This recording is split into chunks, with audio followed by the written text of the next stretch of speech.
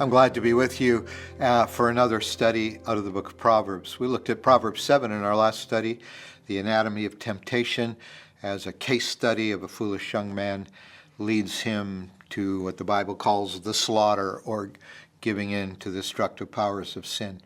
After chapter 7 and maybe chapter 8, things become a little more nonlinear in the book of Proverbs, which means that it just feels more random. One verse will be one subject, the next verse about a different subject, and it just seems to be more of a collection. Towards the end, you'll see things like the saying number 1, saying number 2, a little more linearity again. But in the middle part of the Proverbs, it's a little more random. And so we're going to be looking at numbers of chapters today and picking up some of the themes over the next few weeks of that are referenced at different places throughout the book of Proverbs. Today, interestingly enough, we're going to talk about the subject of laziness, which is a temptation itself, as we talked about resisting temptation last week. But laziness and work, our work is really important to God. And the writer of Proverbs, the way of living wisely, means, not surprisingly, we don't live in a lazy way. So here's how he goes at it. Those who work their land, this is Proverbs 12, verse 11, those who work their land will have abundant food, but those who chase fantasies have no sense. This is kind of a favorite leadership verse of mine. In the leadership world, we'll sometimes say wishful thinking is not a strategy, or hope is not a strategy. And he's saying if you're just living in the realm of wishful thinking and hope, or you're just chasing fantasies, you're just always talking about what you're going to do or what you could do, but you never actually work, you never actually do anything, it says you have no sense. This is the opposite of wisdom. But it's the ones who work their land, like in a farmer. If you work the land, you're going to have a harvest. You're going to have abundant food. And so work is directly related to provision, to results, to goals actually being achieved. And so work is a really important ethic in the book of Proverbs. Now, in Proverbs 12, we jump ahead to the next chapter. I love how the New Living Translation puts it. Work hard and become a leader. Be lazy and become a slave. So you see the correlation. Hard work will not only bring productivity, results, increase, but hard work will broaden your influence. And if you want to influence others, if you want to be a leader, work hard. But laziness leads to slavery. Laziness might mean you lose your job, and then you have to go in debt to pay your bills for a while. And when you're in debt, you're kind of a slave to another master. And money is telling you what you can or cannot do. And the people who own the money that you owe are telling you what you can or cannot do. Laziness makes you a slave, but hard work makes you a leader. I tell you, if you want a promotion, if you want to be recognized, if you want others to follow your example, it doesn't come through laziness. It comes through hard work. I just say, I sometimes have people say to me, where I work, on the floor that I work, or in the office area where I work, there's another Christian. I'm not the only Christian. There's another Christian. Unfortunately, that person's really lazy, and they're kind of sloppy with their work. And yet they talk about Jesus all the time. And sometimes people say, I kind of cringe. Like, this is a bad testimony. I mean, you're not going to be a person of influence, even for Christ, if people look at your work habits and feel like, how are they going to listen to you talking about Jesus to them when they feel resentful that they're having to pick up the slack simply because you're lazy? That just discredits your testimony.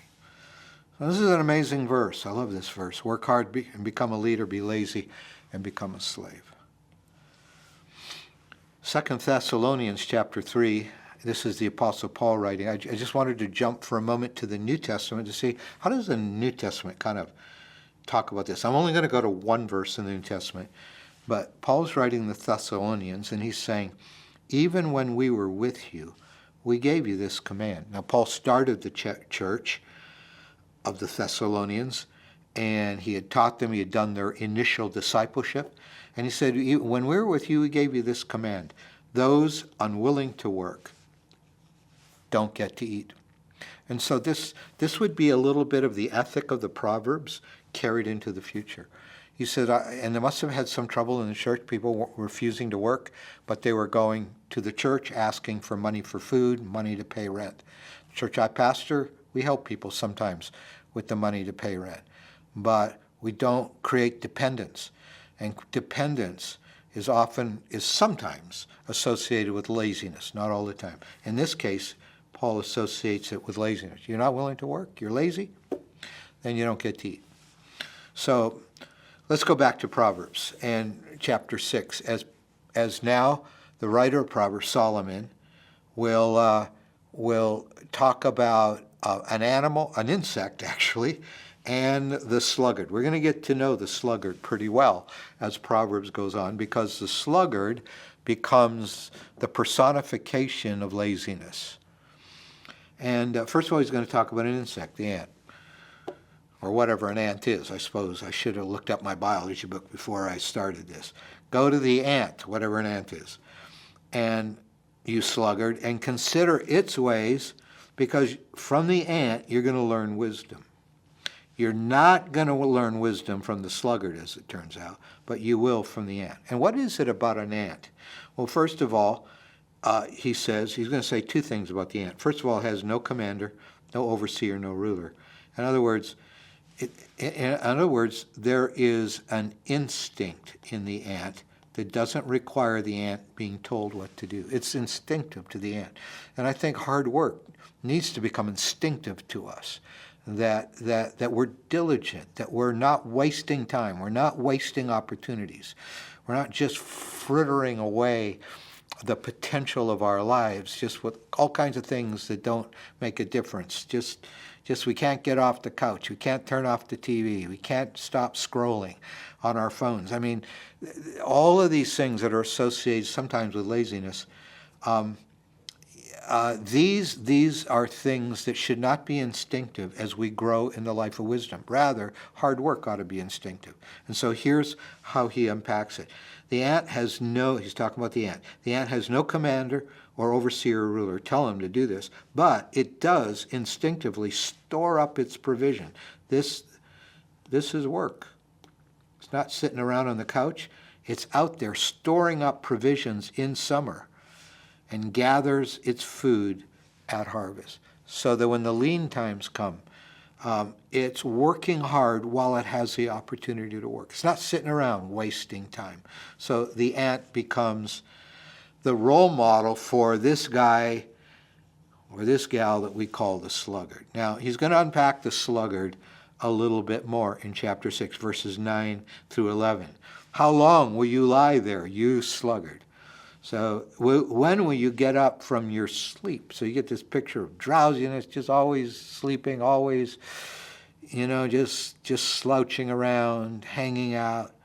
A little sleep, a little slumber, a little folding of the hands to rest, and poverty will come on you like a thief, and scarcity like an armed man. So he's not pulling any punches here. These are pretty vivid word pictures. It's like getting attacked by an armed man, and or by a thief. And what's going to attack you? Poverty, lack.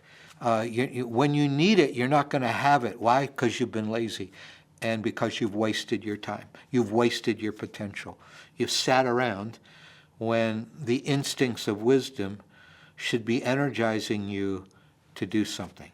Now, he's not talking about being elderly and retired. He's not talking about being bedridden and disabled. He's talking about laziness here. He's talking in a general way about a life principle. Remember, Proverbs are life principles. And so he's not talking about all the exceptions on the edges where you can't work hard.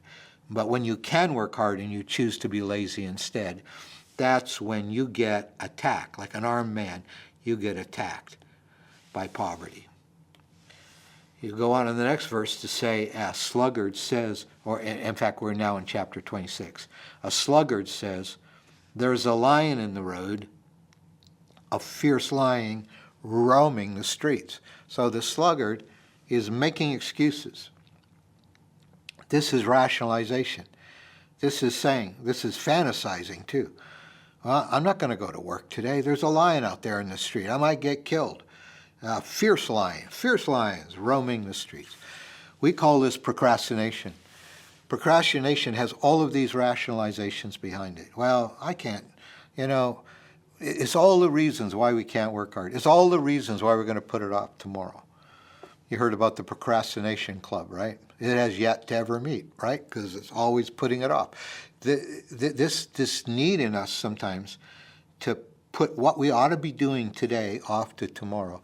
It's often undergirded. I mean, the mental rationalizations behind procrastination often involve these lies we tell ourselves, these delusions. I mean, he's delusional.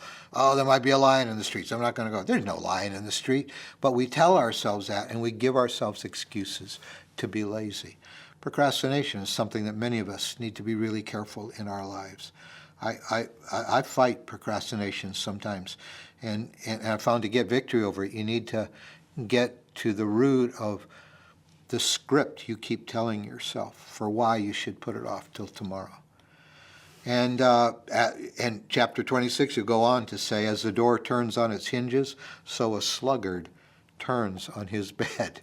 Oh, these word pictures aren't very pretty. But, when you're lazy, that's all you want to do. I mean, the hardest work I do is turn over in bed. It's a potent metaphor for laziness. And a sluggard, get this, buries his hand in the dish. So what's he doing? He's eating. He buries the hand in the dish, but he's too lazy to bring it back to his mouth. So there's the laziness. And often people would eat certain kinds of food in ancient Near Eastern culture with their hands. So you put your hand in the dish, and you're so lazy you can't even get it to your mouth. So these are potent and devastating metaphors for what laziness can do to our lives. And then there's another one. In the next verse, a sluggard, and we're still in Proverbs 26, a sluggard is wiser in his own eyes than 7 people who answer discreetly. Discreetly means who answer with wisdom. A sluggard's wiser in his own eyes than 7 people who answer discreetly. And if you in the workplace are managing other people, you're managing other employees, or maybe even in a church setting, you're leading a group of other volunteers. You know what? Sometimes the laziest person in the team you're managing is also the most uncoachable. And they live with this delusion like, I'm smarter than everybody else. There's nothing you can't tell me. And and they're figuring out all the angles so that they don't have to work hard. Other people catch the slack, and then they get the credit. Sluggard is wiser in his own eyes than 7 people who answer discreetly. Got to watch out for ever being that kind of person ourselves. I mean, the moment you think you're the wise guy, you know everything, you know better than everybody else. If that's your constant pattern, you probably have some very narcissistic tendencies, which are making it very hard for other people to live with you, other people to work with you. And you're always everything's about how can I get ahead with the least amount of work, and nobody can tell me anything. That's pretty destructive. So laziness is not a small matter, according to the writer of Proverbs. Colossians 3 puts it this way. Here's Paul in the New Testament. Whatever you do, work at it with all your heart. Just go at it with all your heart. And do it. What motivates hard work? Because we're working for the Lord, not human masters. You're not doing this. When you go to your job tomorrow, you get to, in your heart, fire your boss because you're not working for him anymore. If you're in Christ, you're working for Jesus. You're not doing it for human masters. Since you know that you will receive an inheritance from the Lord as a reward. Our heavenly rewards are somewhat dictated on the quality of our work all day, wherever it is we work. And so it is the Lord Christ you are serving. So that ought to motivate the best and highest of our work. So as we discuss this, let's talk about, what is it that motivates you right now in your job, in your working lives? What kind of motivations do we tend to have, and what it means to ultimately work for Jesus? And why do we sometimes tend to procrastinate? It's a big issue for many of us. And you may want to discuss how it is that we can actually do everything as working for the Lord. May God bless you as you do this. May God help us to have the energy to serve him with all of our hearts and not be lazy while the moment of opportunity is at hand. God bless you.